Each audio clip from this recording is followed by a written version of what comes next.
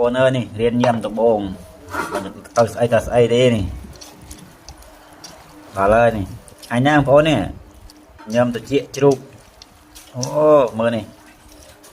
ដាក់ចង្កឹះវីឡើងពេញអាហ្នឹងឯងបងប្អូនជួយគ្រប់ត្រូលផងឲ្យមេដៃមេអីផងនេះឲ្យបេះដូងមេអីផងចង់បានមេដៃច្រើនចង់មានអ្នកជួយ share ចង់កើតអ្នកល្បីគេហ្នឹងបងប្អូននេះធម្មតាទេនេះញើមនេះញើមបែបខ្មែរបុរាណយើងនេះចេះតែញើមទៅណាបងប្អូននឹងចេះញើមផងចេះញើមបរោសិនទៅគឺបងប្អូនជួយឲ្យមេដៃផងនេះគឺដល់កម្លាំងចិត្តឲ្យផង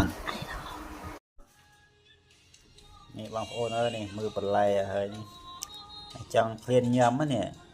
មើលតែបន្លែច្រើនណានេះញើមដាក់ត្រចៀកជ្រូកនេះ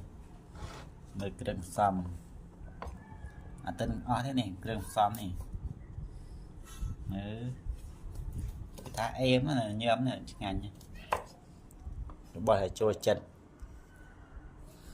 អញណានេះដាក់ត្រចៀកជ្រូកតែអេមបងប្អូនអើយនេះដាក់ជាក់មកខ្លះមកឆ្ងាញ់ពេញលេងនេះនេះមើលចុងភៅអាំដូចឆ្មានេះច្បាច់នេះមានដែកដីមកបែកទៀតបងប្អូនអើយរាយពេញហ្នឹងឯងមិនដឹងធ្វើម៉េចទេយើងយកមកស្ជុំហើយ